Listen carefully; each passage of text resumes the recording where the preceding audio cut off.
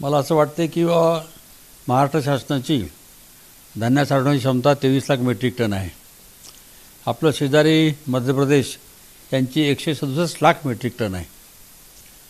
दोन्ही राज्यांचं क्षेत्रफळ सारखं असताना आपल्या इथले आणि तिथे इतका धान्य साठवण्यात एवढा फरक आहे।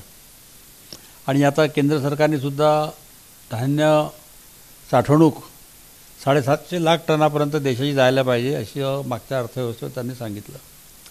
ते सहकाराच्या माध्यमातून शक्य आहे।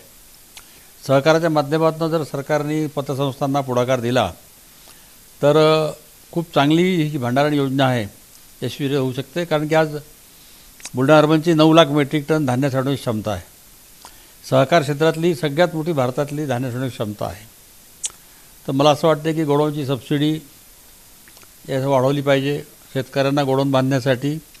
आणि शेतकऱ्यांसाठी जर भाव मिळायचा असेल तर गोदाम व्यवस्था ही सगळ्यात चांगली आहे। आणि उत्पादक ते उपभोक्ता हा उपक्रम जर राबवला तर शेतकऱ्यांना 2 पैसे जास्त मिळतील। गेल्या 2 वर्षापासून समृद्धी महामार्ग झालेला आहे।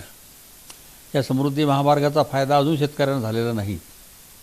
जर समृद्धी महामार्गावरनं जर रोज जर विमानतळापर्यंत माल इथले शेतकरी पोहोचू शकले तर निश्चितच शेतकऱ्यांच्या जीवनामध्ये एक क्रांती घडेल असं मला वाटते।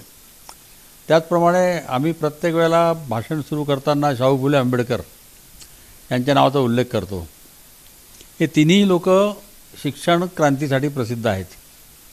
आणि ज्या महाराष्ट्रामधून शैक्षणिक क्रांती सुरू झाली तो महाराष्ट्र आज देशामध्ये शिक्षण क्षेत्रामध्ये 7व्या क्रमांकावर आहे आणि 1 नंबरवर ते चंदीगड आहे।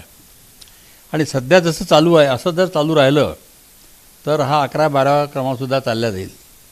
तर शिक्षण क्षेत्राकडे शाळांचा दर्जा असेल, शाळांची झालेली दुर्व्यवस्था असेल, आता यावर्षी पावसाळ्यामध्ये शेकडो शाळांचे टप्पर उडून गेलेत। आता या गरीब विद्यार्थ्यांनी कुठे जावं? त्यामुळे शाळा दुरुस्त करणे आवश्यक आहे। एक जी काही जिल्ह्यांमध्ये मास कॉपी चालते त्यामुळे शिक्षणाचा दर्जा विद्यार्थ्यांचा दर्जा घसरत आहे। याच्यावरती कुठेतरी बंधन आली पाहिजेत। आज आमच्या बुलढाणा शहरातील सगळ्याच मुलांनी ग्रामीण भागामध्ये ॲडमिशन घेतलेली आहे आणि हे सगळे मुलं कोटा, नांदेड, हैदराबाद, पुण्याला शिकायला आहे।